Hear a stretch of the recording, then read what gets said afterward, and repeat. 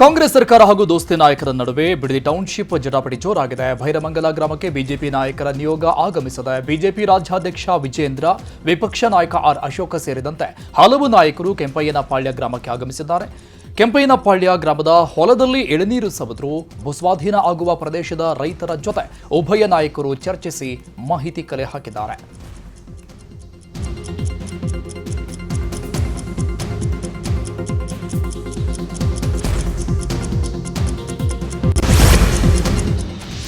ಬಿಡದಿಯಲ್ಲಿ JDS BJP ನಾಯಕರ ವಿರುದ್ಧ poster ಅಂಟಿಸಿದ ವಿಚಾರಕ್ಕೆ ಸಿಎಂ ಡಿಕೆಶಿ ವಿರುದ್ಧ ಕೇಂದ್ರ ಸಚಿವ ಎಚ್ ಡಿ ಕುಮಾರಸ್ವಾಮಿ ಕಿಡಿಕಾರಿದ್ದಾರೆ. ಬೆಂಗಳೂರಲ್ಲಿ ಮಾತಾಡಿದ ಅವರು, ರಾಜ್ಯದ ಸಿಎಂ ಆದ್ಮೇಲೆ ಆದ್ರೂ ಈ ಪೋಸ್ಟರ್ ಅಂಟಿಸೋದು, ಬ್ಲೂ ಫಿಲ್ಮ್ ಮಾಡಿಸೋದು ಬಿಡ್ತಾರೆ ಅಂತ ಅಂದುಕೊಂಡಿದ್ದೆ. ಆ ಖಯಾಲಿ ಇನ್ನೂ ಹೋಗಿಲ್ಲ. ಅದೆಲ್ಲವೂ ಪೋಸ್ಟರ್ ಅಂಟಿಸಿ ಪ್ರಚಾರ ಮಾಡುವಂತದ್ದ ಅಂತ ಕುಟುಕಿದ್ರು.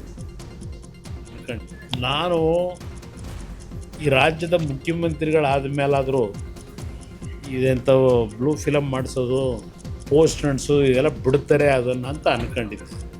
ಆ ಕೈಯಲ್ಲಿ ಇನ್ನೂ ಹೋಗಿಲ್ಲ. ಅದೆಲ್ಲ ಪೋಸ್ಟ್ ಅಂಟಿಸ್ಬಿಟ್ಟು ಪ್ರಚಾರ ಮಾಡೋ ಅಂಥದ್ದು ನಂದು ಬಿಟ್ಟುಬಿಡಿ. ಈವನ್ ನನ್ನ ಹೆಂಡ್ತಿದ್ದು ಫೋಟೋ ಹಾಕೋರು, ನಂದು 100 ಎಕರೆ ಅಂತ ಅದೇನೋ ನಿಖಿಲ್ದು ನಂದು ಹಾಕೋರಲ್ವೇ. ಅದು ಅಷ್ಟೇ ವಿಕೃತ ಮನಸ್ಸೆ. ಅದು ಹೇಳದ್ನಲ್ಲ, ಇದು ಮೊದಲಿಂದಲೂ ಬಂದಿರೋದು ಇದರಲ್ಲೇ. ಈ ಕೈಯಲ್ಲಿ ಬಂದಂಥ ವ್ಯಕ್ತಿ ಈಗಲೂ ಇದನ್ನೇ ಮುಖ್ಯಮಂತ್ರಿ ಆದಮೇಲಾದರೂ ಆ ಮುಖ್ಯಮಂತ್ರಿಯ ಕುರ್ಚಿಗಾದರೂ ಗೌರವ ಬೇಡವಾ? ನಾಳೆ ವಿಧಾನ ಪರಿಷತ್ ಚುನಾವಣೆ ನಡೀತಾ ಇದ್ದು 7 ಸ್ಥಾನಗಳಿಗೆ 8 ಅಭ್ಯರ್ಥಿಗಳು ಕಣದಲ್ಲಿದ್ದಾರೆ. ಹೀಗಾಗಿ 3 ಪ್ರಮುಖ ಪಕ್ಷಗಳಲ್ಲಿಯೂ ಆತಂಕ ಹೆಚ್ಚಾಗಿದೆ. ಅದರಲ್ಲೂ ಕಾಂಗ್ರೆಸ್ ಜೆಡಿಎಸ್ಗೆ ಈ ಎಲೆಕ್ಷನ್ ಪ್ರತಿಷ್ಠೆಯ ಪ್ರಶ್ನೆಯಾಗಿ ಮಾರ್ಪಟ್ಟಿದೆ. ಗೆಲುವಿಗಾಗಿ ಭಾರೀ ಲೆಕ್ಕಾಚಾರ ಶುರುವಾಗಿದೆ. ರಿಸಲ್ಟ್, ರಾಜಕೀಯ, ಅಡ್ಡ ಮತದಾನದ ಭೀತಿ ಮತ್ತು ಪಕ್ಷಗಳ ಕೊನೆಯ ಕ್ಷಣದ ಲೆಕ್ಕಾಚಾರದಿಂದಾಗಿ ಎಲೆಕ್ಷನ್ ತೀವ್ರ ಕುತೂಹಲ ಮೂಡಿಸ್ತಾ ಇದೆ. ನಾಳೆ ಚುನಾವಣೆ ಇರೋ ಹಿನ್ನೆಲೆಯಲ್ಲಿ ಅಣಕು ಮತದಾನ ಪ್ರಕ್ರಿಯೆಗೆ ಕೈ ನಾಯಕರು ಮುಂದಾಗಿದ್ದಾರೆ. ರಿಸಲ್ಟ್ಗೆ ಕಾಂಗ್ರೆಸ್ ಸಚಿವರು, ಶಾಸಕರು ಬೀಡುಬಿಟ್ಟಿದ್ದು ಪೊಲೀಸರು ಬಿಗಿ ಭದ್ರತೆ ನೀಡಿದ್ದಾರೆ. ಇನ್ನು ಕಾಂಗ್ರೆಸ್ ಸಭೆಯಲ್ಲಿ ಯಶವಂತಪುರ ಬಿಜೆಪಿ ಉಚ್ಚಾಟಿತ ಶಾಸಕ ಎಸ್ಟಿ ಸೋಮಶೇಖರ್ ಕಾಣಿಸಿಕೊಂಡಿದ್ದಾರೆ. ಪರಿಷತ್ ಚುನಾವಣೆ ಕ್ಲೈಮ್ಯಾಕ್ಸ್ ಹಂತದಲ್ಲಿದೆ. ಮಾಜಿ ಸಚಿವ ಜಮೀರ್ ಅಹಮದ್ಗೆ ಕಾಂಗ್ರೆಸ್ ನಾಯಕರು ಟಾಸ್ಕ್ ಕೊಟ್ಟಿದ್ದಾರೆ. ಹೀಗಾಗಿ ಡಿಕೆ ಸುರೇಶ್ ನಿವಾಸಕ್ಕೆ ತೆರಳಿದ ಮಾಜಿ ಸಚಿವ ಜಮೀರ್ ಅಹಮದ್ ಕೆಲ ಹೊತ್ತು ಚರ್ಚಿಸಿದರು. ಜಮೀರ್ ಅಹಮದ್ ಜೆಡಿಎಸ್ ಶಾಸಕರ ಒಡನಾಟದಲ್ಲಿದ್ದು ಜೆಡಿಎಸ್ನ 3 ಶಾಸಕರನ್ನು ಸೆಳೆಯಲು ಸೂಚಿಸಲಾಗಿದೆ. ಸಂಪುಟ ಮರು ಸೇರ್ಪಡೆಗೆ ಜಮೀರ್ ಕಸರತ್ತು ನಡೆಸುತ್ತಿದ್ದಾರೆ ಎನ್ನಲಾಗಿದೆ. ಚುನಾವಣೆ ಸಂಬಂಧ ಜೆಡಿಎಸ್ ಶಾಸಕರನ್ನ ಸಂಪರ್ಕ ಮಾಡಿರುವ ವಿಚಾರಕ್ಕೆ ಮಾಜಿ ಸಚಿವ ಜಮೀರ್ ಪ್ರತಿಕ್ರಿಯಿಸಿದ್ದಾರೆ. ನಮಗೆ ಅಗತ್ಯ ಇಲ್ಲ, 28 ಜನ ವೋಟ್ ಹಾಕಿದ್ರು ನಾವು ಗೆಲ್ತೇವೆ ಅಂತ ಹೇಳಿದ್ದಾರೆ. ನಾವು ನಿನ್ನೆ CLP ಮೀಟಿಂಗು ನಾನು ಹೋಗಿದೆ. 140 ಜನ ನಾವು ಒಗ್ಗಟ್ಟಾಗಿದ್ದೀವಿ. ನಾವು 28 ಹಾಕೊಂಡ್ರು 5 ಅಭ್ಯರ್ಥಿನೂ ಗೆಲ್ತಾರೆ. ನಮ್ಗೆ ಅಡಿಷನಲ್ ಏನು ವೋಟ್ ಬೇಕಾಗಿಲ್ಲ.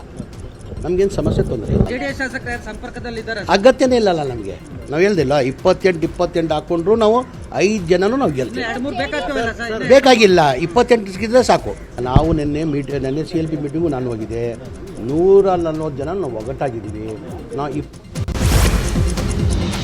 ಪರಿಷತ್ ಚುನಾವಣೆಯಲ್ಲಿ ಆಪರೇಷನ್ ಹಸ್ತದ ಭೀತಿ ಎದುರಾಗಿದೆ. ಈ ಹಿನ್ನೆಲೆ ಪಕ್ಷದ ಶಾಸಕರನ್ನ ಹೋಟೆಲ್ಗೆ ಶಿಫ್ಟ್ ಮಾಡಲು ಜೆಡಿಎಸ್ ವರಿಷ್ಠ ಎಚ್ಡಿಕೆ ಮುಂದಾಗಿದ್ದಾರೆ. ಸಂಜೆ 7 ಗಂಟೆಗೆ ದೇವನಹಳ್ಳಿಯ ಖಾಸಗಿ ಹೋಟೆಲ್ನಲ್ಲಿ ಸಭೆ ನಡೆಯಲಿದೆ. ಜೆಡಿಎಸ್ ಅಭ್ಯರ್ಥಿ ಗೋವಿಂದರಾಜು ಔತಣಕೂಟ ಏರ್ಪಡಿಸಿದ್ದು ಭಾಗಿಯಾಗಲು ಎಲ್ಲ ಶಾಸಕರಿಗೆ ಹೇಳಲಾಗಿದೆ. ಪಕ್ಷದ ಶಾಸಕರು ಡಿಕೆ ಬ್ರದರ್ಸ್ ಗಾಳಕ್ಕೆ ಒಳಗಾಗದಂತೆ ಅಲರ್ಟ್ ಆಗಿರುವ ಎಚ್ಡಿಕೆ ನಾಯಕರಿಗೆ ಸಲಹೆ ಸೂಚನೆ ಕೊಡಲಿದ್ದಾರೆ. ಕಾಂಗ್ರೆಸ್ ಶಾಸಕರಿಗೆ ಜೆಡಿಎಸ್ ನಾಯಕರ ಗಾಳ ಆರೋಪಕ್ಕೆ ಎಚ್ಚರಿಕೆ ಪ್ರತಿಕ್ರಿಯೆ ಕೊಟ್ಟಿದ್ದಾರೆ. ನಮ್ಮದು ಒಂದು ಸಣ್ಣ ಪಾರ್ಟಿ, ನನ್ನ ಕೈಯಲ್ಲಿ ಏನ ಮಾಡೋಕೆ ಆಗುತ್ತೆ, ಅವರ ಮುಂದೆ ಫೈಟ್ ಮಾಡೋಕ್ಕಾಗತ್ತಾ ಅಂತ ಟಾಂಗ್ ಕೊಟ್ಟಿದ್ದಾರೆ. ನಮ್ಮ ಜೆಡಿಎಸ್ ಅವರು ಆಪರೇಷನ್ ಮಾಡ್ತಿದ್ದಾರೆ. ಕಾಂಗ್ರೆಸ್ ಶಾಸಕರು ನಾವು ಏನು ಆಪರೇಷನ್ ಮಾಡೋದ? ನಮ್ಮದು ಒಂದು ಸಣ್ಣ ಪಕ್ಷ. ನಮ್ಮ ಪಕ್ಷದಲ್ಲಿ ಏನಿದೆ ಮಾಡಕ್ಕೆ ನಮಗೆ? ನಮ್ಮ ಕೈಯಲ್ಲಿ ತಾನೇ ಏನಾಗ್ತದೆ? ಸರ್ಕಾರ ಅವ್ರ ಕೈಲಿದೆ. ಮ್ಯಾನ್ ಪವರ್, ಮಸಲ್ ಪವರ್, ಹಣದ ಪವರ್ ಎಲ್ಲ ಇಟ್ಕೊಂಡವ್ರೆ. ಅವ್ರ ಮುಂದೆ ನಾವು ಫೈಟ್ ಮಾಡೋಕ್ಕಾಗುತ್ತಾ? ನಾವು ನಮ್ಮ ಪಕ್ಷದ ಮತಗಳು ಚಲಾಪಿಲಿ ಆಗಬಾರದು, ನಮ್ಮ ಪಕ್ಷದ ಮತ ಒಟ್ಟಾಗಿರಬೇಕು ಅನ್ನೋದಕ್ಕೆ ಕ್ಯಾಂಡಿಡೇಟ್ ಹಾಕಿದ್ದೀವಿ. ನಾವೇನು ಗೆದ್ದೇ ಬಿಡಬೇಕು ಏನಾದರೂ ಮಾಡಿ ಕುತಂತ್ರದ ಮುಖಾಂತರ ಅನ್ನೋ ಪ್ರಶ್ನೆ ಇಲ್ಲ. ಇವತ್ತು ನಮ್ಮ ಜೊತೆಗೆ BJP ಪಕ್ಷದ ಸರ್ಪ್ಲಸ್ ಓಟಿದೆ. ಆ ಓಟಿಗೆ BJP ನಾಯಕರಿಗೆ ಮನವಿ ಮಾಡಿದ್ದೇವೆ. ನಾವು ನಮ್ಮ ಓಟನ್ನ ಭದ್ರವಾಗಿ ಇಟ್ಕೋಬೇಕು ಅನ್ನೋದಕ್ಕೋಸ್ಕರ ಮಾಡಿದೀವಿ. ಅಲ್ಲಿನ ಆಂತರಿಕ ಭಿನ್ನಮತ ಏನಾದರೂ ನಿಮಗೆ ಪ್ಲಸ್ ಆಗ್ಬೋದು ಅನ್ನುವಂಥ ಲೆಕ್ಕಾಚಾರ ನೋಡೋಣ. ಅದು ಭಗವಂತ ಇಚ್ಛೆ. ಅದೇನಾದರೂ ಆ ರೀತಿ ಆದರೆ ನಿಜಕ್ಕೂ ಆ ಕೆಲಸ ಮಾಡಿದ್ರೆ ಸರ್ಕಾರಕ್ಕೆ ಒಂದು ಬಿಗಿ ಮಾಡೋಕ್ಕೆ ಅನುಕೂಲ ಅನ್ನೋದು ನನ್ನ ಅಭಿಪ್ರಾಯ. ಮೊಳಕಾಲ್ಮೂರು ಕಾಂಗ್ರೆಸ್ ಶಾಸಕ ಎನ್ವೈ ಗೋಪಾಲಕೃಷ್ಣಗೆ ಜೆಡಿಎಸ್ ಗಾಳ ಹಾಕ್ತಿದೆ. ಕಾಂಗ್ರೆಸ್ ಶಾಸಕಾಂಗ ಪಕ್ಷದ ಸಭೆಯಲ್ಲಿ ಗೋಪಾಲಕೃಷ್ಣ ಮಾಹಿತಿ ಕೊಟ್ಟಿದ್ದಾರೆ. ಜೆಡಿಎಸ್ ಅಭ್ಯರ್ಥಿ ಗೆಲುವಿಗೆ ಗೋಪಾಲಕೃಷ್ಣ ಬೆಂಬಲ ಕೋರಿದ ಜೆಡಿಎಸ್ ನಾಯಕರ ಬಗ್ಗೆ ಪ್ರಸ್ತಾಪ ಮಾಡಿದ್ದಾರೆ. ಪರಿಷತ್ ಚುನಾವಣೆಗೆ ಜೆಡಿಎಸ್ ಕಾಂಗ್ರೆಸ್ ಶಾಸಕರನ್ನು ಸೆಳೆಯಲು ಆಪರೇಷನ್ ನಡೆಸುತ್ತಿದೆ ಅನ್ನುವ ಆರೋಪಕ್ಕೆ ಕೇಂದ್ರ ಸಚಿವ ಎಚ್ ಡಿ ಕುಮಾರಸ್ವಾಮಿ ಸ್ಪಷ್ಟನೆ ಕೊಟ್ಟಿದ್ದಾರೆ. ಜೆಡಿಎಸ್ ಪಕ್ಷ ಇಂತಹ ಯಾವುದೇ ಆಪರೇಷನ್ ನಡೆಸುತ್ತಿಲ್ಲ. ಏನಾದರೂ ಒಳ್ಳೆಯದಿದ್ರೆ ನಾವು ಬೆಂಬಲ ಕೊಡೋಣ. ಇವರಿಗೆ ಯಾವುದರಲ್ಲೂ ಒಳ್ಳೆಯದಿದೆ, ಯಾವುದು ಮಾಡಿದ್ರೂ ಬರೀ ದುಡ್ಡೇ ನೋಡ್ತಾರೆ. ಇಂತಹ ವ್ಯಕ್ತಿಯ ಬಗ್ಗೆ ನಾನು ಎಷ್ಟಂತ ಮಾತಾಡ್ಲಿ ಅಂತ ಸಿಎಂ ಡಿಕೆಶಿ ವಿರುದ್ಧ ಕುಮಾರಸ್ವಾಮಿ ಕಿಡಿಕಾರಿದ್ರು. ಅವ್ರ ಮುಂದೆ ನಾವು ಏನು ಆಪರೇಷನ್ ಮಾಡೋದ? ನಮ್ಮದು ಒಂದು ಸಣ್ಣ ಪಕ್ಷ. ನಮ್ಮ ಪಕ್ಷದಲ್ಲಿ ಏನಿದೆ ಮಾಡೋಕ್ಕೆ ನಮಗೆ ನಮ್ಮ ಕೈಲಿ ತಾನೇ ಏನಾಗ್ತದೆ. ಸರ್ಕಾರ ಅವ್ರ ಕೈಲಿದೆ. ಮ್ಯಾನ್ ಪವರು, ಮಸಲ್ ಪವರು, ಹಣದ ಪವರು ಎಲ್ಲ ಇಟ್ಕೊಂಡವ್ರು. ಅವ್ರ ಮುಂದೆ ನಾವು ಫೈಟ್ ಮಾಡೋಕ್ಕಾಗುತ್ತಾ? ನಾವು ನಮ್ಮ ಪಕ್ಷದ ಮತಗಳು ಚಲಾಪಿಲಿ ಆಗಬಾರ್ದು.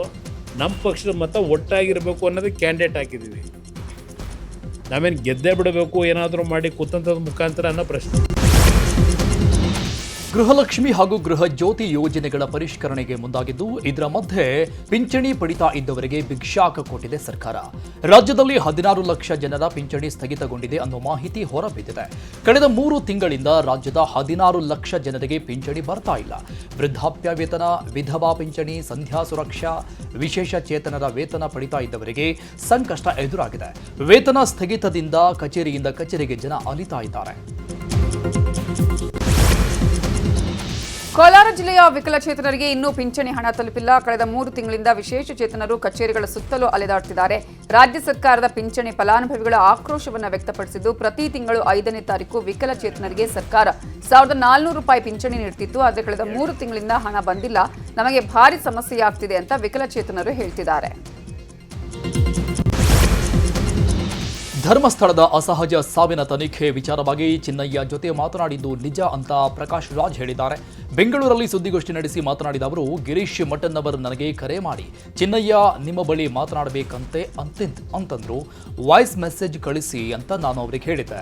ಆ ಬಳಿಕ ಚಿನ್ನಯ್ಯನ ಬಳಿ ಮಾತನಾಡಿ ಏನೇ ಹೇಳೋದಿದ್ರು SIT ಮುಂದೆ ಹೇಳು ಅಂದಿದ್ದೇನೆ. ಚಿನ್ನಯ್ಯ ನನಗೆ ಯಾಕೆ ಕಾಲ್ ಮಾಡಿದ್ನೋ ಗೊತ್ತಿಲ್ಲ. ಕರೆ ಮಾಡಿದ್ದರ ಬಗ್ಗೆ SITಗೆ ಮಾಹಿತಿ ಕೊಟ್ಟಿದ್ದೇನೆ ಅಂತ ಮಾಹಿತಿ ಹೇಳಿದ. ಮೋಹಂತಿ ಅವರು ಇನ್ನೂ ಈ ಚಿನ್ನಯ್ಯನ ಭೇಟಿ ಮಾಡಿಲ್ಲ. ಅವರು ಚಾರ್ಜ್ ತಗೊಂಡಿದ್ದಾರೆ. ನನಗೆ ಒಂದು ಗಿರೀಶ್ ಮಠನ್ ಅವರು ತಗೊಂಡು ಇಲ್ಲ ಮಾಸ್ಕ್ ಒಬ್ಬ ವ್ಯಕ್ತಿ ಇದಾರಲ್ಲ, ಮಾಸ್ಕ್ ಅವ್ರಿಗೆ ಮಾಸ್ಕ್ ಇಲ್ಲ, ಒಬ್ಬ ವ್ಯಕ್ತಿ ಇದಾರಲ್ಲ, ಅವ್ನು ನನ್ನ ಜೊತೆ ಇದ್ದಾನೆ, ನಿಮ್ಮ ಜೊತೆ ಮಾತಾಡಬೇಕಂತೆ. ಕುಡಿದು ತಮಿಳ್ನಲ್ಲಿ ಮಾತಾಡ ನನ್ನ ಯಾಕಪ್ಪ ಅವರು ಏನು ಗೊತ್ತು ನಿಮಗೆ? ಹಾಗೆ SIT ಫಾರ್ಮ್ ಮಾಡಿದ್ದಾರೆ. ಹೋಗು ಸರ್, ಧೈರ್ಯ ಇಲ್ಲ ನನಗೆ. ನನ್ನನ್ನು ಮೀಟ್ ಮಾಡೋದು ಬೇಡ. ನಿನ್ಗೇನಾದ್ರು ಹೇಳ್ಬೇಕಾದ್ರೆ ನೀನು ರೆಕಾರ್ಡ್ ಮಾಡಿ ವಾಯ್ಸ್ ಕಳಿಸು. ನಾನು ಇಷ್ಟೇ ನಿಮಗೆ ರೆಕಾರ್ಡೆಡ್ ವಾಯ್ಸ್ ಏನೇನು ಬರಬಡಿಸ್ತಾ ಮಾಡಿದ್ರು. ಫೋನ್ ಮಾಡಿದೆ ನಮ್ಮ ಮೋಹಂತಿ ಅವರಿಗೆ. ಮೋಹಂತಿ ಸರ್, ಇದು ಫಾರ್ವರ್ಡ್ ಈ ಥರ ಇದೆ, ನಾನು ನಿಮ್ಮನ್ನು ಭೇಟಿ ಮಾಡಿ ಬರ್ತಾ ಇದ್ದೀನಿ ಅಂತ ನೇರವಾಗಿ ಅಪಾಯಿಂಟ್ ತಗೊಂಡು. ಧರ್ಮಸ್ಥಳದ ಮೇಲೆ ಷಡ್ಯಂತ್ರ ಆರೋಪ ಹಿನ್ನೆಲೆ ಸಂಜೆ ಪುಣ್ಯಕ್ಷೇತ್ರ ಸಂರಕ್ಷಣಾ ಸಮಿತಿ ಸುದ್ದಿಗೋಷ್ಠಿ ನಡೆಸಲಿದ್ದು, ಇವತ್ತು ಮಧ್ಯಾಹ್ನ 2:30ಕ್ಕೆ ಬೆಂಗಳೂರಿನ ಖಾಸಗಿ ಹೋಟೆಲ್ನಲ್ಲಿ ಸುದ್ದಿಗೋಷ್ಠಿ ನಡೆಸಲಿದ್ದಾರೆ. ಸುದ್ದಿಗೋಷ್ಠಿಯಲ್ಲಿ ವಸಂತ ಗಿಳಿಯಾರ್, ಚಕ್ರವರ್ತಿ ಸುಲಿಬೇಲೆ, ವಿಕಾಸ್ ಪುತ್ತೂರು ಭಾಗಿಯಾಗಲಿದ್ದಾರೆ. ಧರ್ಮಸ್ಥಳದ ಧರ್ಮಾಧಿಕಾರಿ ವಿರುದ್ಧ ಅವಹೇಳನಕಾರಿ ಪೋಸ್ಟ್ ಹಿನ್ನೆಲೆ FIR ರದ್ದು ಕೋರಿ ಗಿರೀಶ್ ಮಠನ್ನವರ್ ಅರ್ಜಿ ಸಲ್ಲಿಕೆ ಮಾಡಿದರು. ಗಿರೀಶ್ ಮಠನ್ನವರ್ ಹಾಕಿದ ಪೋಸ್ಟ್ಗಳಿಗೆ ಹೈಕೋರ್ಟ್ ಗರಂ ಆಗಿದೆ. ಭಿನ್ನಾಭಿಪ್ರಾಯಗಳಿಗೆ ಪ್ರಜಾಪ್ರಭುತ್ವದಲ್ಲಿ ಅವಕಾಶವಿದೆ, ಇದಕ್ಕಲ್ಲ. ಆರೋಗ್ಯಕರ ಚರ್ಚೆಗೆ ಸ್ವಾಗತವಿದೆ. ಕೆಸರೆರ ಚಾಟದಿಂದ ಪ್ರಯೋಜನವಿಲ್ಲ ಅಂತ ನ್ಯಾಯಮೂರ್ತಿ M ನಾಗಪ್ರಸನ್ನ ಅವರಿದ್ದ ಹೈಕೋರ್ಟ್ ಪೀಠ ಅಭಿಪ್ರಾಯ ವ್ಯಕ್ತಪಡಿಸಿತು. ಅಲ್ಲದೆ ಇಂತಹದ್ದನ್ನೆಲ್ಲ ನಿಲ್ಲಿಸುವುದಾಗಿ ಪ್ರಮಾಣಪತ್ರ ಸಲ್ಲಿಸ್ತೀರಾ ಎಂಬ ಪ್ರಶ್ನೆಗೆ ಗಿರೀಶ್ ಮಠನ್ನವರ್ ಪರ ವಕೀಲ ಪ್ರಮಾಣಪತ್ರ ಸಲ್ಲಿಸಲು ಒಪ್ಪಿದ್ದಾರೆ. ಹೀಗಾಗಿ ವಿಚಾರಣೆಯನ್ನ ಜೂನ್ 22ಕ್ಕೆ ಮುಂದೂಡಲಾಗಿದೆ. ಚಿತ್ರದುರ್ಗದ ಹಿರಿಯೂರಲ್ಲಿ 4 ವರ್ಷದ ಮಗು ಅಕಾಲಿಕವಾಗಿ ಸಾವನ್ನಪ್ಪಿದೆ. ಎದೆ ಉರಿ ಅಂತ ಹೇಳಿದ್ದ ಪುಟ್ಟ ಬಾಲಕ ಆಸ್ಪತ್ರೆ ಸೇರುವಷ್ಟರಲ್ಲೇ ಕೊನೆ ಉಸಿರೆಳೆದಿದ್ದಾನೆ. ಹಿರಿಯೂರು ಬಿಜೆಪಿ ಮಂಡಲ ಅಧ್ಯಕ್ಷ ಅಭಿನಂದನ್ ಅವರ ಪುತ್ರ ವೈಷ್ಣವ್ಗೆ ನಿನ್ನೆ ಇದ್ದಕ್ಕಿದ್ದಂತೆ ಎದೆ ಉರಿ ಕಾಣಿಸಿಕೊಳ್ತು. ಆಸ್ಪತ್ರೆಗೆ ತೆರಳುವಷ್ಟರಲ್ಲೇ ವೈಷ್ಣವ್ ಸಾವನ್ನಪ್ಪಿದ್ದಾನೆ. ದಾವಣಗೆರೆಯ KTJ ನಗರದಲ್ಲಿ ಹೃದಯಾಘಾತದಿಂದ ಬಾಡಿ ಬಿಲ್ಡರ್ ಸಾವನ್ನಪ್ಪಿದ್ದು, 26 ವರ್ಷದ ಬಾಡಿ ಬಿಲ್ಡರ್ ಸುಶೀಲ್ ಕುಮಾರ್ ಮೃತಪಟ್ಟ ಯುವಕನಾಗಿದ್ದಾನೆ. ಬಾಡಿ ಬಿಲ್ಡಿಂಗ್ನಲ್ಲಿ ಹಲವು ಪ್ರಶಸ್ತಿಗಳನ್ನು ಗಳಿಸಿದ್ದ ಸುಶೀಲ್ ಕುಮಾರ್ ಜಿಮ್ ಮುಗಿಸಿ ಮನೆಗೆ ಬಂದ ವೇಳೆ ಕುಸಿದು ಬಿದ್ದು ಸಾವನ್ನಪ್ಪಿದ್ದಾನೆ.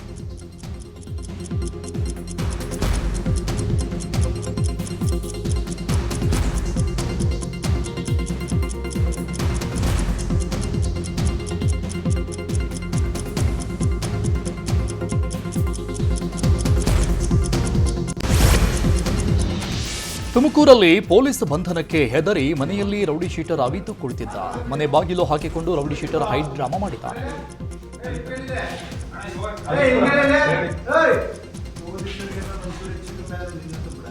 ನಾನು ಯಾರಿಗೇನು ಮಾಡಲ್ಲ ಸರ್, ನಾನು ಯಾರಿಗೇನು ಮಾಡಲ್ಲ.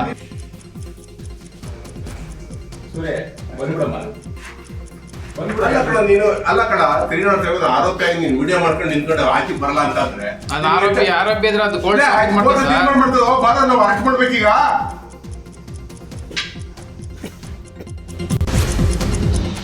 ಸಾಮಾಜಿಕ ಜಾಲತಾಣದಲ್ಲಿ ಅಂಬೇಡ್ಕರ್ ಬಗ್ಗೆ ಅವಹೇಳನಕಾರಿ ಸಂದೇಶ ಕಳಿಸಿದ್ದ ಚಾಮರಾಜನಗರ ಜಿಲ್ಲೆ ಕೊಳ್ಳೇಗಾಲದ ಮುಡಿಗುಂಡಂ ಗ್ರಾಮದ ಮಂಜುನಾಥ್ ಬಂಧಿಸಲಾಗಿದೆ. ಮಸಣಾಪುರದಲ್ಲಿ ಅಂಬೇಡ್ಕರ್ ಭಾವಚಿತ್ರಕ್ಕೆ ಅಪಮಾನ ಮಾಡಿದ್ದ ಘಟನೆಗೆ ಮಂಜುನಾಥ್ ಕಾಮೆಂಟ್ ಮಾಡಿದ್ದ. ಕೊಳ್ಳೇಗಾಲ ಪೊಲೀಸರಿಂದ ಸ್ವಯಂ ಪ್ರೇರಿತ ಪ್ರಕರಣ ದಾಖಲಿಸಿಕೊಳ್ಳಲಾಗಿದೆ. ಯಾದಗಿರಿಯಲ್ಲಿ ಚಾಲಕನ ನಿಯಂತ್ರಣ ತಪ್ಪಿ ಸಾರಿಗೆ ಬಸ್ ಪಲ್ಟಿಯಾಗಿದ್ದು 60ಕ್ಕೂ ಅಧಿಕ ಪ್ರಯಾಣಿಕರು ಕೂದಲೆಳೆ ಅಂತರದಲ್ಲಿ ಪಾರಾಗಿದ್ದಾರೆ.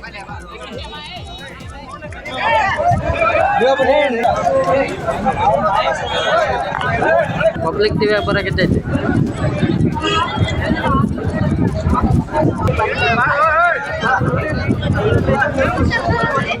ಕಲಬುರಗಿಯಲ್ಲಿ ಕೆಕೆಆರ್ಟಿಸಿ ಬಸ್ ಹಾಗೂ ಟಮ್ಟಮ್ ಗೂಡ್ಸ್ ವಾಹನದ ನಡುವೆ ಡಿಕ್ಕಿಯಾಗಿದೆ. 4ವರಿಗೆ ಗಂಭೀರ ಗಾಯ ಆಗಿದ್ದು, ಇದರಲ್ಲಿ ಓರ್ವನ ಸ್ಥಿತಿ ಚಿಂತಾಜನಕವಾಗಿದೆ.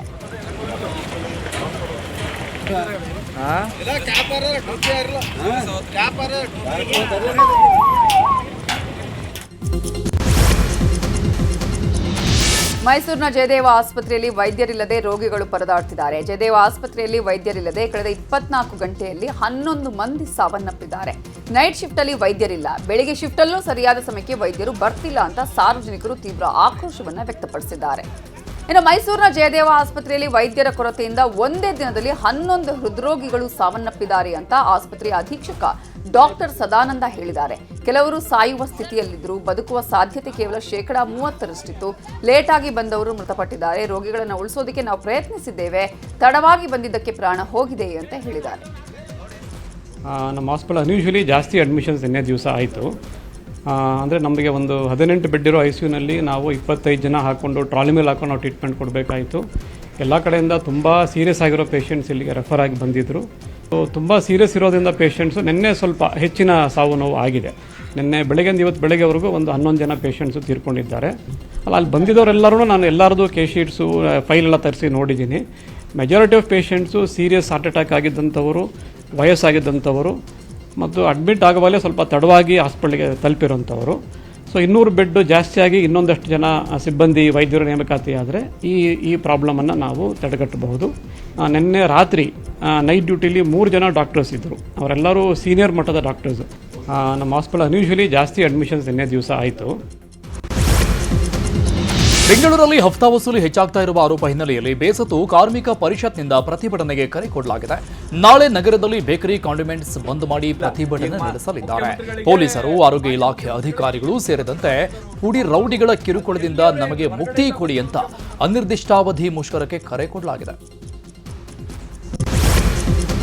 ಕೊಪ್ಪಳದಲ್ಲಿ ವಿದ್ಯುತ್ ಖಾಸಗೀಕರಣ ವಿರೋಧಿಸಿ ರೈತರು ಬೀದಿಗಿಳಿದಿದ್ದಾರೆ. 100 ಟ್ರ್ಯಾಕ್ಟರ್ಗಳ ಮೂಲಕ ಗವಿಮಠದಿಂದ ಜೆಸ್ಕಾಂ ಕಾರ್ಯನಿರ್ವಾಹಕ ಇಂಜಿನಿಯರ್ ಕಚೇರಿವರೆಗೂ ಮೆರವಣಿಗೆ ನಡೆಸಲಾಯಿತು.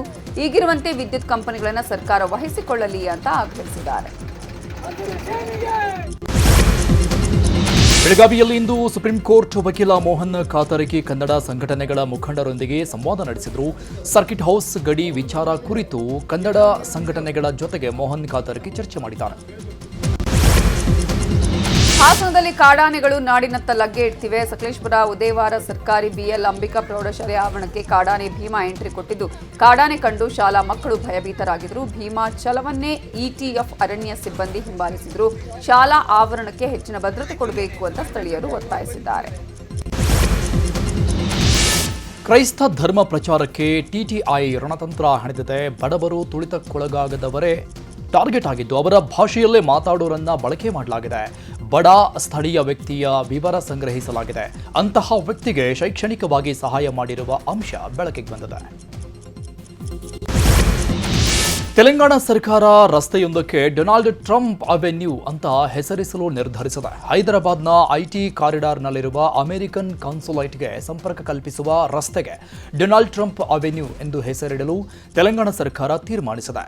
ಅಮೆರಿಕದೊಂದಿಗಿನ ವ್ಯಾಪಾರ ಸಂಬಂಧಗಳನ್ನು ಬಲಪಡಿಸುವ ಉದ್ದೇಶದಿಂದ ಈ ಕ್ರಮ ಕೈಗೊಳ್ಳಲಾಗಿದೆ. ಆದಾಗ್ಯೂ ಈ ನಿರ್ಧಾರಕ್ಕೆ ಎಡಪಕ್ಷಗಳಿಂದ ತೀವ್ರ ವಿರೋಧ ವ್ಯಕ್ತವಾಗಿದೆ. ಸ್ಯಾಂಡಲ್ವುಡ್ ನಟಿ ಶರ್ಮಿಳಾ ಮಾಂಡ್ರೆ ಮದುವೆಯಾಗಲಿದ್ದಾರೆ. ಕನ್ನಡ ಮಾತ್ರ ಅಲ್ಲ, ಹಲವು ಭಾಷೆಗಳಲ್ಲಿ ನಟಿಸಿರುವ ಶರ್ಮಿಳಾ ಮಾಂಡ್ರೆ ಈಗ ತಮಿಳುನಾಡಿನ ಸೊಸೆಯಾಗಲಿದ್ದಾರೆ. ಶರ್ಮಿಳಾ ಮಾಂಡ್ರೆ ಅವರ ನಿಶ್ಚಿತಾರ್ಥವಾಗಿದ್ದು ಜೂನ್ 25ರಂದು ಕುಟುಂಬಸ್ಥರ ಸಮ್ಮುಖದಲ್ಲಿ ಶರ್ಮಿಳಾ ಮಾಂಡ್ರೆ ಅವರ ನಿಶ್ಚಿತಾರ್ಥ ನೆರವೇರಲಿದೆ. ತಮಿಳು ಚಿತ್ರರಂಗದ ನಿರ್ಮಾಪಕ ಸುಧನ್ ಕೈ ಹಿಡಿಯಲಿದ್ದಾರೆ. ಸುಧನ್ ಅವರು ಬ್ಲಾಕ್ ಬಸ್ಟರ್ ಸಿನಿಮಾ ಮಹಾರಾಜ ನಿರ್ಮಾಣ ಮಾಡಿದರು. ಆರೋಗ್ಯ ಮತ್ತು ದೈಹಿಕ ಫಿಟ್ನೆಸ್ ಬಗ್ಗೆ ಜಾಗೃತಿ ಮೂಡಿಸಲು ಮೈಸೂರಲ್ಲಿ ಇದೇ ಜೂನ್ 28ರಂದು ನ್ಯೂಸ್ 18 ವತಿಯಿಂದ ನಮ್ಮ ರನ್ ಮ್ಯಾರಥಾನ್ ಆಯೋಜನೆ ಮಾಡಲಾಗಿದೆ. ಮಕ್ಕಳಿಗಾಗಿ 1 ಕಿಲೋಮೀಟರ್ ಹಾಗೂ 2 ಕಿಲೋಮೀಟರ್ ನಿಗದಿಪಡಿಸಲಾಗಿದೆ. 3, 5, 10 ಕಿಲೋಮೀಟರ್ ಓಟಕ್ಕೆ ಯಾವುದೇ ಸಮಯ ಮಿತಿ ಇಲ್ಲ. 5 ಮತ್ತು 10 ಕಿಲೋಮೀಟರ್ ಓಟಕ್ಕೆ ನಿಗದಿತ ಟೈಮ್ ಫಿಕ್ಸ್ ಮಾಡಲಾಗಿದೆ. ವಿಜೇತರಾದ ಸ್ಪರ್ಧೆಗೆ 1 ಲಕ್ಷ ಬಹುಮಾನ ಕೊಡಲಾಗುತ್ತೆ. ಸ್ಕ್ರೀನ್ ಮೇಲೆ ಕಾಣಿಸ್ತಾ ಇರೋ QR ಕೋಡ್ ಸ್ಕ್ಯಾನ್ ಮಾಡಿ ಆಸಕ್ತರು ನೋಂದಣಿ ಮಾಡಿಕೊಳ್ಳಿ.